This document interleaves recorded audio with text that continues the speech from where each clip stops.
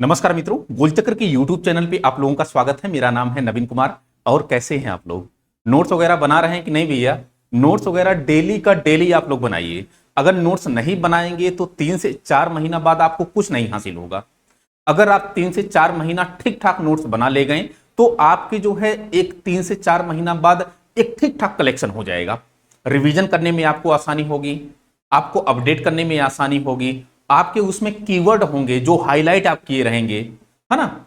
Exam के according, syllabus के according सारी चीजें आपको नोट्स के ही माध्यम से पता चलती हैं। तो खैर, इंडियन इकोनॉमी का क्लास चल रहा है और अर्थव्यवस्था के क्लास में हमने कल वाले क्लास में जो पहला वाला अपना क्लास था उसमें अर्थव्यवस्था का एक सामान्य परिचय, ये हमारा टॉपिक चल रहा था, ये हमने स्टार्ट किया था। और उसमें अर्थशास्त्र को लेकर के हमने बातचीत किया कि अर्थशास्त्र की परिभाषा क्या होती है। फिर उसके बाद अर्थशास्त्र के प्रकार हमने देखा, व्यष्टि अर्थशास्त्र, समष्टि अर्थशास्त्र। अर्थशास्त्र के घटक देखा, जो व्यष्टि अर्थशास्त्र के घटक होते हैं उसमें कीमत व्यवहार सिद्धांत देखा, उत्पादक व्यवहार सिद्धांत देखा, उपभोक्ता व्यवहार हमने सिद्धांत देखा। फिर उसके बाद समष्टि अर्थशास्त्र को लेकर के देखा। तो मेरा एक रिक्वेस्ट आपसे है, पिछला वाला वीडियो देखने के बाद ये वाला वीडियो आप देखेंगे तो आपको तुलना करने में आसानी होगी कि अर्थशास्त्र और अर्थव्यवस्था के बीच क्या कुछ डिफरेंसेस होता है, इकोनॉमिक्स और इकोनॉमी।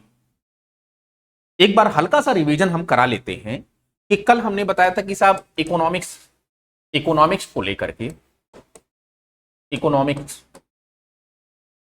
जिसकी हिंदी हमने ये बताया आपको अर्थशास्त्र होती है। अब समझना जरा, हमने बताया कि भाई ये दो शब्दों से मिलकर के बना है, एक होता है अर्थ और दूसरा शब्द है शास्त्र। शास्त्र अर्थ का मतलब होता है धन और शास्त्र का मतलब होता है अध्ययन करना। शास्त्र का मतलब होता है अध्ययन करना। कुल मिला जुला करके अर्थशास्त्र क्या होता है? धन संबंधी जब हम अध्ययन करते हैं, धन संबंधी जब हम अध्ययन करते हैं तो वो क्या कहलाता है? अर्थशास्त्र कहलाता है।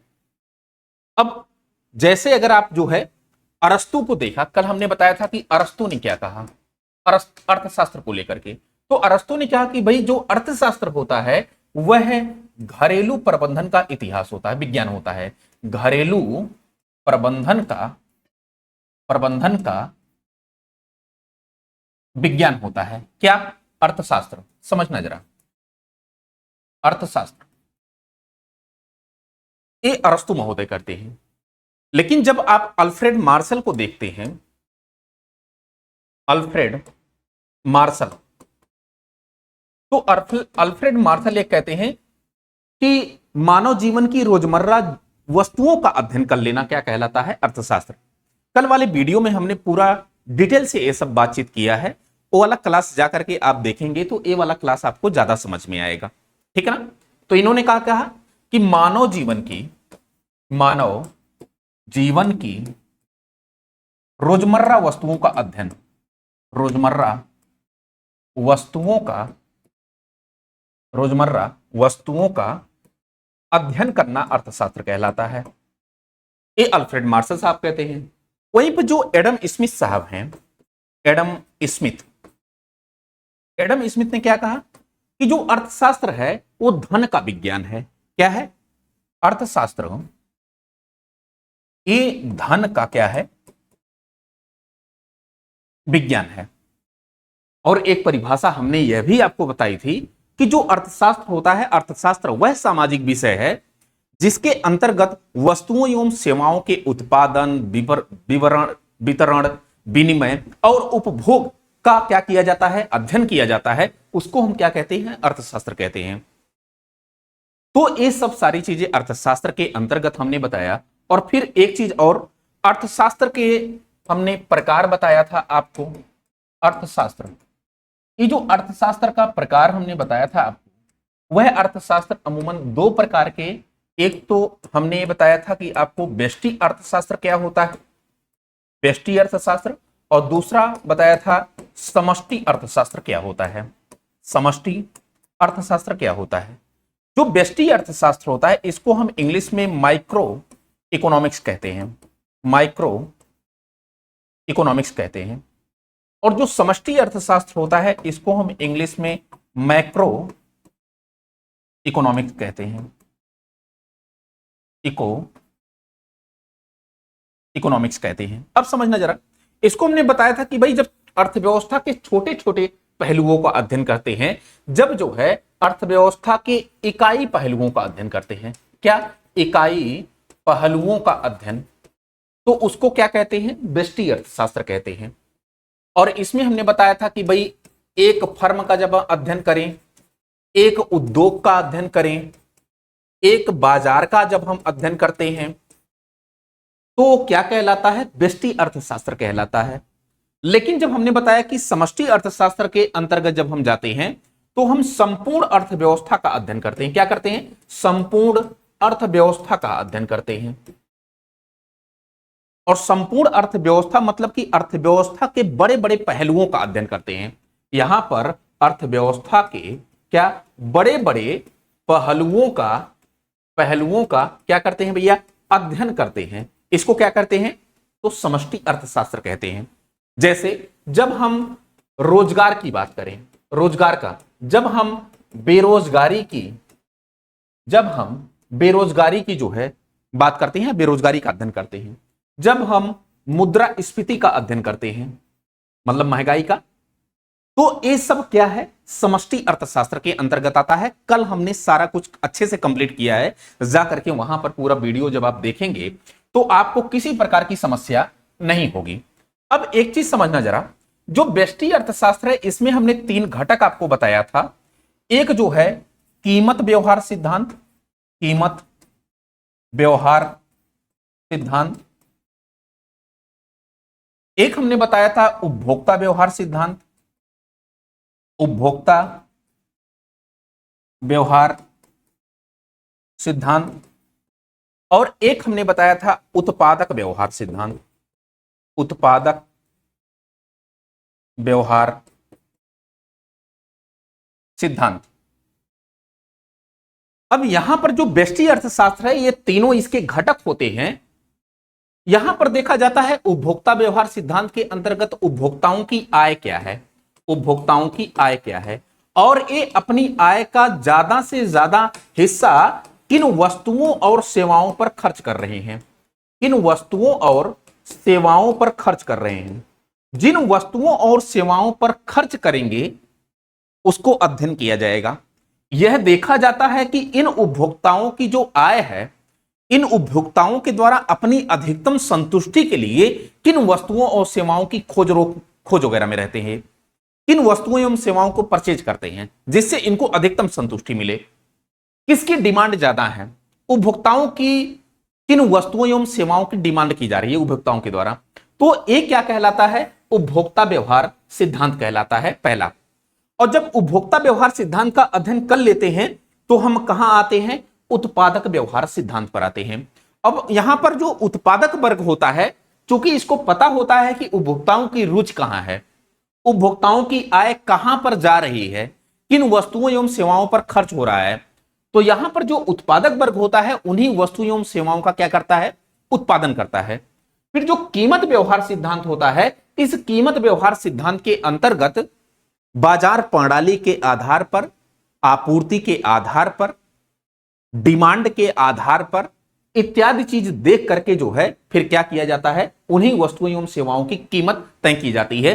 इसको हम क्या कहते हैं, जो व्यष्टि अर्थशास्त्र है, जो आपका व्यष्टि अर्थशास्त्र है, उसके एक क्या है, तीनों आपने बताना है कि साहब तीनों घटक हैं। इतना क्लियर हुआ।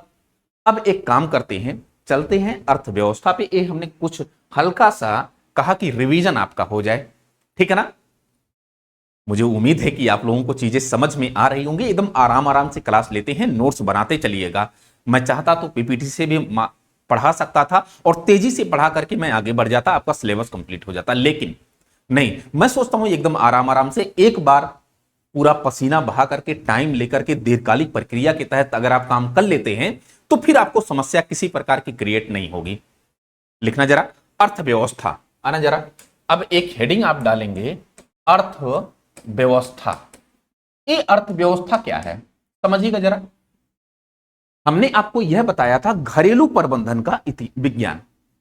कोई कह रहा है कि रोजमर्रा मानव जीवन की रोजमर्रा वस्तुओं का अध्ययन करना अर्थशास्त्र है, कोई यह कह रहा है कि धन का विज्ञान ही अर्थशास्त्र है। तो जब हम मानव जीवन की रोजमर्रा वस्तुओं का अध्ययन करते हैं वो अर्थशास्त्र होता है। जैसे हमने आपको कल भी एग्जाम्पल बताया था कि आपके घर में शादी पड़ी हुई है और 300 लोगों का प्रोग्राम करना है, आपके पास धन है। अब उस धन का मैनेजमेंट आपको करना है।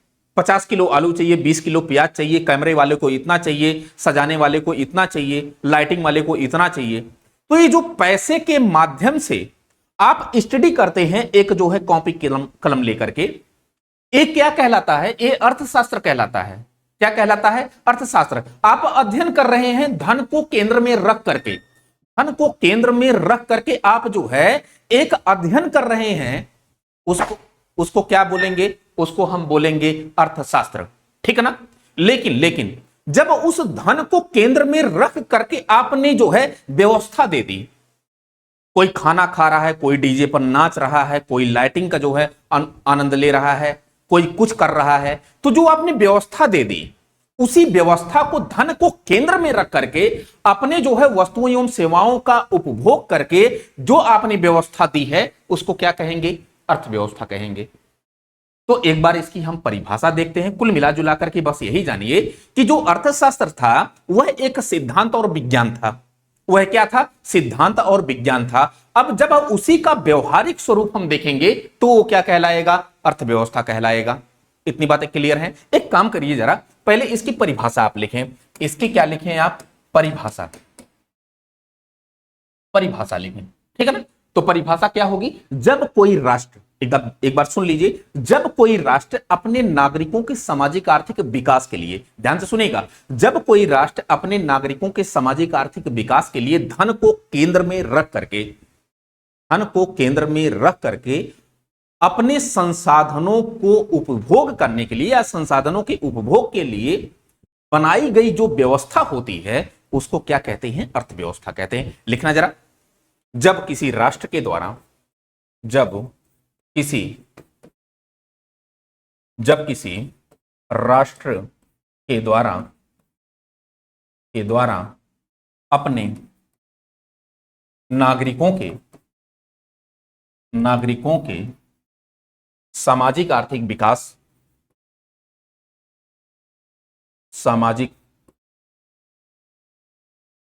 आर्थिक विकास के लिए, नागरिकों के सामाजिक आर्थिक विकास के लिए धन को केंद्र में रख करके, एकदम ध्यान से सुनिएगा, धन को केंद्र में रख करके, केंद्र में रखकर, धन को केंद्र में रखकर संसाधनों के उपभोग के लिए बनाई गई व्यवस्था को अर्थव्यवस्था कहते हैं। लिखना जरा। रखकर संसाधनों के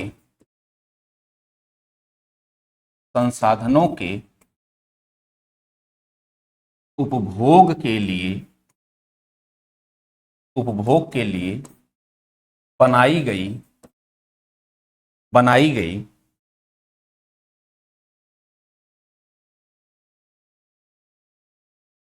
बनाई गई व्यवस्था को क्या कहते हैं? अर्थव्यवस्था कहते हैं। इतनी बातें क्लियर हुई। अब हर देश जो है अपने नागरिकों के सोशियो इकोनॉमिक डेमोक्रेसी के लिए या सोशियो इकोनॉमिक डेवलपमेंट के लिए धन को केंद्र में रख करके योजनाएं बनाता है। चाहे वो भारतीय अर्थव्यवस्था हो, चाहे वो भारतीय अर्थव्यवस्था हो, चाहे वो चीनी अर्थव्यवस्था हो, चीनी अर्थव्यवस्था हो, चाहे वो अमेरिकी अर्थव्यवस्था हो, अमेरिकी अर्थव्यवस्था हो, सारे देश जो है धन को केंद्र में रख करके अपने नागरिकों के सामाजिक आर्थिक विकास के लिए, संसाधनों को उपयोग के लिए जो व्यवस्था बनाते हैं उसको क्या कहा जाता है? अर्थव्यवस्था कहा जाता है। कुल मिला जुला करके अगर हम ये कहें कि अर्थव्यवस्था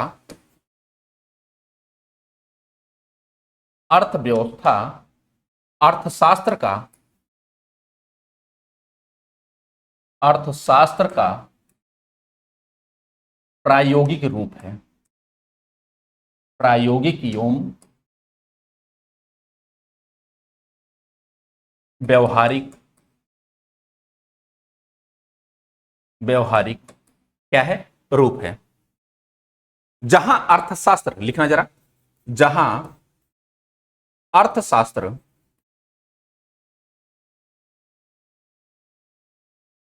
विज्ञान और सिद्धांत है, सिद्धांत है, वहीं वहीं अर्थव्यवस्था, वहीं अर्थव्यवस्था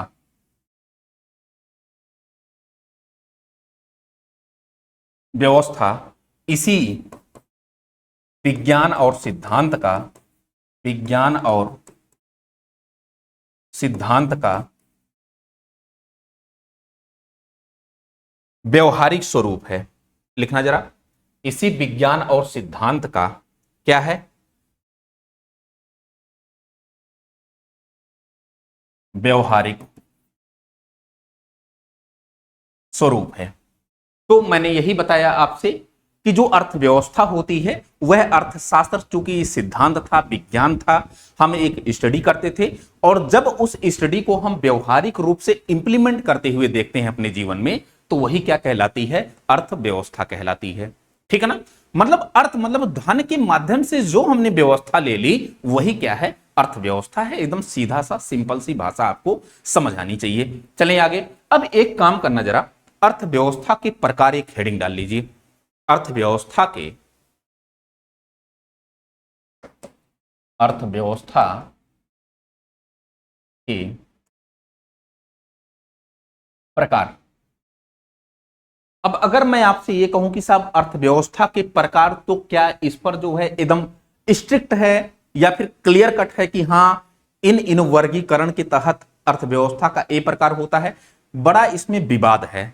हालांकि एडम स्मिथ की जो वेल्थ ऑफ नेशंस है उसी के बाद ज्यादा विवाद शुरू हुआ, लेकिन 3 प्रकार से अमूमन इसको जो है अर्थव्यवस्था का वर्गीकरण करके हम अर्थव्यवस्था के टाइप्स को जान सकते हैं। और यहां पर 3 प्रकार का वर्गीकरण, एक वर्गीकरण आपको उत्पादन के आधार पर दिखाई पड़ेगा, एक वर्गीकरण आपको उत्पादन के आधार पर दिखाई पड़ेगा, दूसरा वर्गीकरण आपको अवस्था के आधार पर आपको दिखाई पड़ेगा, और तीसरा जो वर्गीकरण है वह आपको अंतर संबंधों के आधार पर दिखाई पड़ेगा, अंतर संबंधों के आधार पर दिखाई पड़ेगा। इतनी बातें क्लियर हुई। अब एक काम करना जरा, यहां पर जो अर्थव्यवस्था का प्रकार है, उस अर्थव्यवस्था के प्रकार में जो उत्पादन के आधार पर आप देखते हैं, तो उत्पादन के आधार पर आपको 3 प्रकार की अर्थव्यवस्था दिखाई पड़ती है। पहला, एक जो है पूंजीवादी अर्थव्यवस्था। क्या? पूंजीवादी अर्थव्यवस्था। क्या? पूंजीवादी अर्थव्यवस्था, कैपिटलिस्ट इकोनॉमी, इसको हम मार्केट इकोनॉमी कहते हैं। आज पूरा डिटेल से ये क्लास चलेगा आपका, ठीक है ना। फिर उसके बाद समाजवादी अर्थव्यवस्था। क्या? समाजवादी अर्थव्यवस्था। फिर उसके बाद एक और अर्थव्यवस्था है जिसको हम मिक्स्ड इकोनॉमी कहते हैं या फिर मिश्रित अर्थव्यवस्था, मिश्रित अर्थव्यवस्था। ये 3 प्रकार की जो अर्थव्यवस्था है ये आपको उत्पादन प्रणाली के आधार पर मिल रही है, ठीक है ना। तीनों आप लिखना जरा, तीनों आप लिखना जरा, पूंजीवादी अर्थव्यवस्था, समाजवादी अर्थव्यवस्था और मिश्रित अर्थव्यवस्था। तीनों अर्थव्यवस्था को हम लोग डिटेल से बातचीत करेंगे।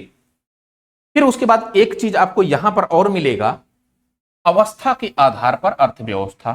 तो अवस्था के आधार पर अगर आप अर्थव्यवस्था के प्रकार को देखें तो आपको 4 प्रकार की इकोनॉमी दिखाई पड़ेगी।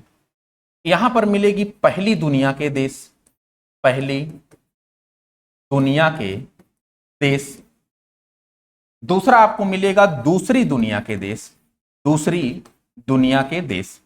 तीसरा आपको मिलेगा तीसरी दुनिया के देश, ये सब कुछ अच्छे से मैं बढ़ाऊंगा, तीसरी दुनिया के देश। और चौथा मिलेगा फिर चौथी दुनिया के देश। क्या? चौथी दुनिया के देश। ये अवस्था के आधार पर अर्थव्यवस्था का प्रकार मैं बता रहा हूं। फिर उसके बाद आपको अंतर संबंधों के आधार पर जो अर्थव्यवस्था दिखाई पड़ेगी, ये आपको दो प्रकार की दिखाई पड़ेगी। एक आपको खुली अर्थव्यवस्था दिखाई पड़ेगी, एक आपको खुली अर्थव्यवस्था दिखाई पड़ेगी, और दूसरा आपको बंद अर्थव्यवस्था दिखाई पड़ेगी, बंद अर्थव्यवस्था। इसको हम खुली अर्थव्यवस्था को ओपन इकोनॉमी कहते हैं, ओपन इकोनॉमी, और इसको हम क्या कहते हैं? क्लोज्ड इकोनॉमी कहते हैं, क्लोज्ड इकोनॉमी। ठीक है ना? सारा कुछ अच्छे से डिटेल से हम लोग बातचीत करेंगे। अब एक काम करिए, आप यहां पर पहला वाला जो आपको दिया गया है उत्पादन के आधार पर अर्थव्यवस्था, वो हेडिंग आप डाल लें, और वो मेन हेडिंग होगी, और एक सब हेडिंग आपको डालनी है पूंजीवादी अर्थव्यवस्था। ठीक ना? तो एक हेडिंग डालें आप पूंजीवादी अर्थव्यवस्था। यहां से देखिए क्वेश्चन बार बार आपका आया हुआ है, पूंजीवादी पूंजीवादी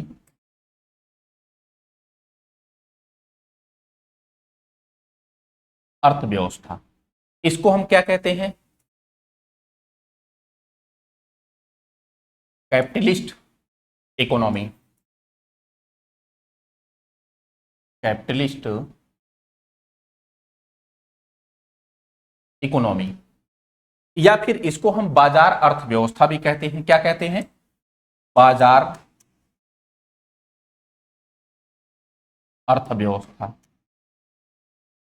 ठीक है ना? इसको हम क्या कह सकते हैं? Market economy, market economy. ठीक है? अब समझना आप जरा, एक कैपिटलिस्ट इकोनॉमी, पूंजीवादी अर्थव्यवस्था, मार्केट इकोनॉमी क्या होती है? तो जब हम कहते हैं देश के अंदर जो भी भौतिक संसाधन होंगे, देश के अंदर, देश के भीतर जो भी भौतिक संसाधन होगा, क्या? भौतिक संसाधन, भौतिक संसाधन समझ रहे हैं ना?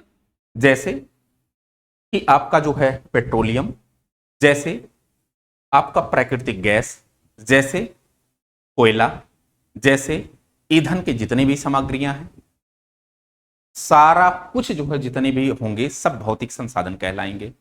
अब उन भौतिक संसाधनों पर जो है नियंत्रण किसका होता है? निजी प्लेयर का होता है। यहां पर राज्य का नियंत्रण भौतिक संसाधनों पर कम होता है। एक ऐसी अर्थव्यवस्था जो है मार्केट के अनुसार संचालित हो, एक ऐसी अर्थव्यवस्था जो लाभ पर आधारित काम करे, एक ऐसी अर्थव्यवस्था जो मार्केट के डिमांड एंड सप्लाई के अनुसार संचालित हो, एक ऐसी अर्थव्यवस्था जहां पर निवेश ठीक ठाक आए, एक ऐसी अर्थव्यवस्था पर जहां पर निवेशक में प्रतियोगिता हो, एक ऐसी अर्थव्यवस्था जहां पर भौतिक संसाधनों पर निजी स्वामित्व हो, एक ऐसी अर्थव्यवस्था जहां पर उत्पादक वर्ग अपनी रुचि के अनुसार उत्पादन कर सके और उपभोक्ता वर्ग अपने रुचि के अनुसार वस्तुओं एवं सेवाओं को परचेज कर सके, एक ऐसी अर्थव्यवस्था जहां पर उपभोक्ता बाजार तैयार हो, एक ऐसी अर्थव्यवस्था जहां पर वस्तुओं एवं सेवाओं की विविधता देखने को मिले, ऐसी अर्थव्यवस्था को हम क्या कहते हैं? पूंजीवादी अर्थव्यवस्था। ये जो पूंजीवादी अर्थव्यवस्था है ज्यादातर आपको विकसित देशों में दिखाई पड़ेगी। ये एकदम ओपन इकोनॉमी की भांति व्यवहार करती है। ये सोचती है कि कितना ज्यादा निवेश आए, कितना ज्यादा प्रतियोगिता हो, कितना वस्तुओं एवं सेवाओं का उत्पादन हो, बाजार प्रणाली सारा कुछ जो है तय करे। तो ऐसी जो अर्थव्यवस्था होती है उसको हम पूंजीवादी अर्थव्यवस्था कहते हैं। और इसके जो प्रतिपादक थे वो जो है एडम स्मिथ थे। तो एक बार सुनना जरा, एक ड्राफ्टिंग के माध्यम से ये पूरा हम लोग सिनेरियो समझ सकते हैं कि ये जो पूंजीवादी अर्थव्यवस्था है इसका प्रतिपादन किसने किया? तो आपने बताना है कि साहब इसके जो जन्मदाता कहे जाते हैं वो कौन है? तो आपने बताना है एडम स्मिथ है। एडम स्मिथ है। अच्छा, एडम स्मिथ की एक पुस्तक है, इनकी एक बुक है जिसका नाम क्या है? दी वेल्थ ऑफ नेशन।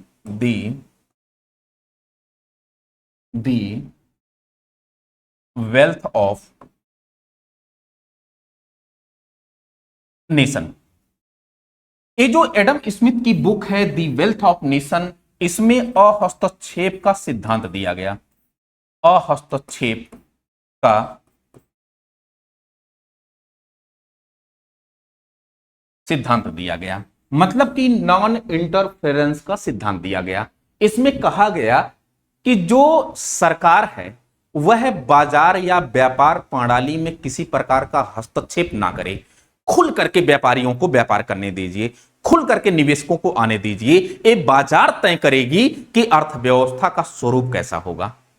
सारा कुछ जो है बाजार प्रणाली पर जब वो छोड़ दिया जाता है तो उसको क्या कहते हैं? पूंजीवादी अर्थव्यवस्था कहते हैं। यहां पर राज्य सरकार या सरकार जो है किसी प्रकार का नियंत्रण स्थापित नहीं करती है। लेकिन समस्या बस वही होती है कि अगर कहीं पर नियंत्रण नहीं होगा तो कोई भी व्यापारी जो बड़ा होगा वो बड़ा बनता जाएगा, जो छोटा होगा वो सिमट कर रह जाएगा। तो इसमें आय असमानता एक बड़ा फैक्टर होता है। इसमें जो है सामाजिक आर्थिक कल्याणकारी योजनाओं को नजरअंदाज किया जाता है, केवल लाभ पर आधारित काम किया जाता है, इसलिए बड़ा फैक्टर होता है। यहां पर नागरिकों के फंडामेंटल राइट्स बाधित होते हैं, एक बड़ा फैक्टर है। फिलहाल आते हैं थोड़ा सा इसकी पहले विशेषता और उसके बाद इसकी कमियों को देखेंगे, ठीक है ना।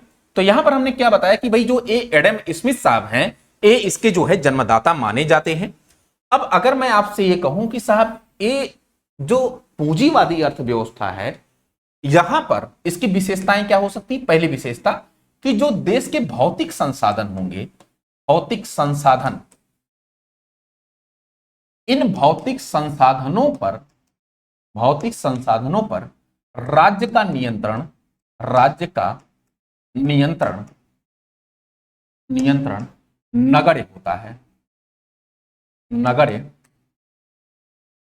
होता है, ये पहला पॉइंट है। दूसरा पॉइंट लिखना जरा, भौतिक संसाधनों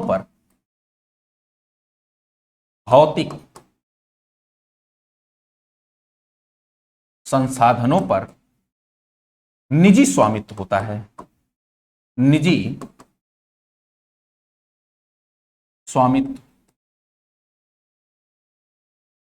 स्वामित्व होता है। तीसरा लिखना जरा, पूंजीवादी अर्थव्यवस्था के अंतर्गत लिखना जरा, वस्तुओं एवं सेवाओं की आपूर्ति,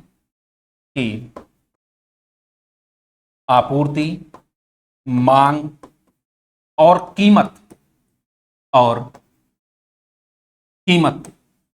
बाजार प्रणाली तय करती है। कौन तय करती है? तो आपने बताना है कि जो वस्तुओं एवं सेवाओं की कीमत है, आपूर्ति है और मांग है, ये बाजार प्रणाली, लिखना जरा, ये बाजार प्रणाली तय करती है, ठीक है ना। फिर उसके बाद लिखना जरा,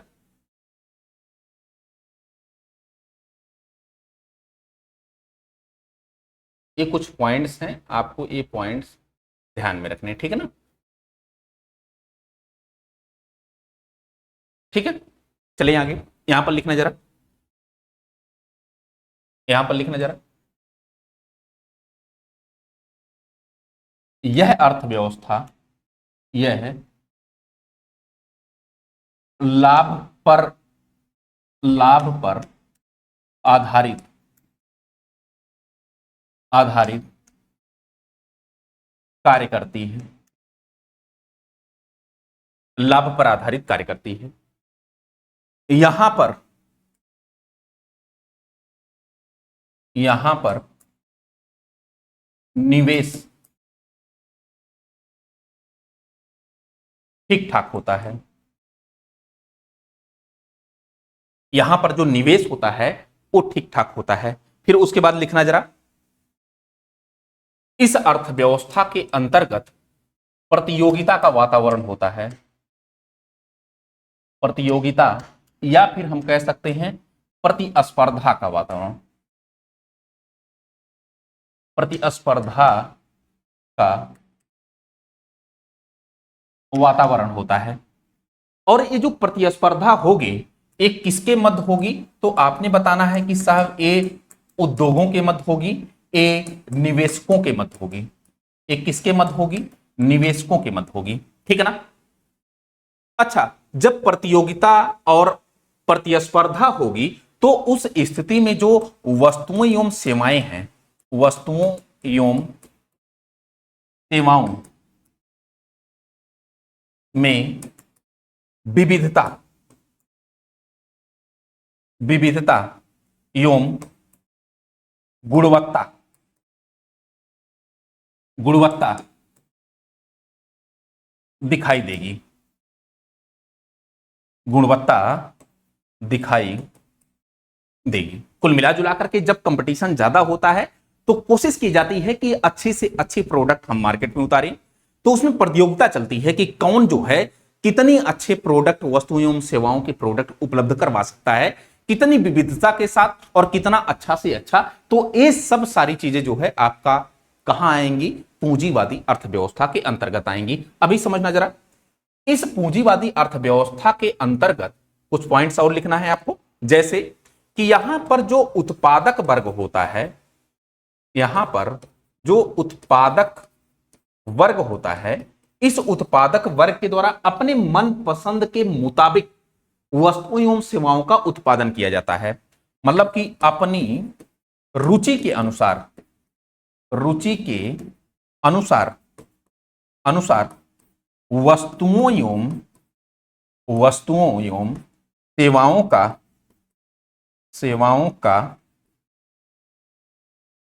उत्पादन किया जाता है। मतलब कि ये आपको दिखाई पड़ेगा कुल मिलाजुला करके यहां पर विकल्प ठीक ठाक होगा। और जब विकल्प ठीक ठाक होगा, प्रतियोगिता ठीक ठाक होगी, तो ऐसे में वस्तुओं एवं सेवाओं की विविधता ज्यादा होती है, गुणवत्ता ज्यादा होती है, कीमत भी कम होती है प्रतियोगिता के कारण। ऐसे में होता है कि वस्तुओं एवं सेवाओं के दाम भी गिरने लगते हैं। और जब दाम गिरने लगते हैं तो वो कैसा बाजार होगा, तो आपने बताना है कि वो उपभोक्ता बाजार होता है। कैसा बाजार होता है, उपभोक्ता बाजार तैयार होता है, ठीक है ना। तो ऐसी अर्थव्यवस्था के अंतर्गत उपभोक्ता बाजार तैयार होता है। क्यों उपभोक्ता बाजार तैयार होता है, क्योंकि उपभोक्ताओं को अपनी मनपसंद के, अपनी रुचि के वस्तुएं एवं सेवाएं परचेज करने का मौका मिल जाता है। लिखना जरा, उपभोक्ताओं को अपने रुचि के अनुसार वस्तुएं एवं सेवाएं प्राप्त होती हैं, ठीक है ना।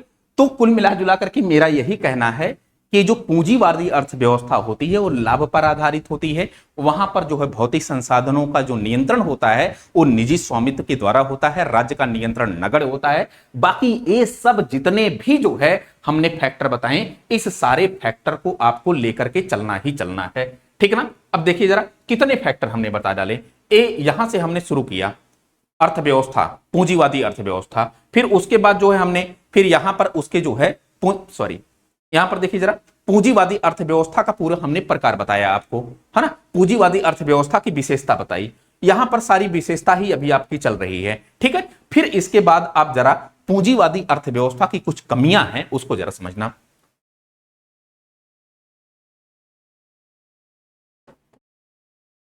पूंजीवादी अर्थव्यवस्था की कमियां, यहां पर समस्या है कि ये सब सारा चीज जो है लाभ पर आधारित काम किया जाता है। और जहां पर लाभ पर आधारित काम किया जाएगा वहां पर सामाजिक कल्याण या जन कल्याण को क्या किया जाता है, नजरअंदाज किया जाता है। ठीक है ना, पहला इसका ड्रॉप एक पॉइंट है कि सामाजिक कल्याण मतलब कि सोशल वेलफेयर पर फोकस नहीं किया जाता। दूसरा पॉइंट क्या है, दूसरा पॉइंट ये है कि यहां पर इतना ज्यादा भौतिकतावाद होता है कि पर्यावरण पर विशेष ध्यान नहीं दिया जाता। कुल मिलाजुला करके पर्यावरण क्षति आपको दिखाई पड़ेगी, और जब पर्यावरण क्षति दिखाई पड़ेगी तो पर्यावरण नैतिकता का पतन होगा। लिखना जरा, पर्यावरण नैतिकता का पतन। फिर उसके बाद जो पूंजीवादी अर्थव्यवस्था है, इसके अंतर्गत अगर आप देखेंगे तो नागरिकों के अधिकार क्या मूल अधिकार प्रभावित होते हैं। मूल अधिकार ये क्या होते हैं, प्रभावित होते हैं। अभी समझना जरा, थोड़ा सा आपको समझा देते हैं। जैसे जब आप संविधान पढ़ते हैं, उस संविधान में अनुच्छेद 12 और अनुच्छेद 36 पढ़ते हैं आप, और इसमें आपको एक चीज दिखाई पड़ेगा, राज्य की परिभाषा आपको दिखाई पड़ेगी। और राज्य की जो परिभाषा दिखाई पड़ेगी उसमें कहा जाता है कि राज्य का अर्थ उन सारी संस्थाओं से है जो प्रत्यक्ष या अप्रत्यक्ष रूप से सरकार के द्वारा संचालित की जाती हो, राज्य की परिभाषा में आएंगी।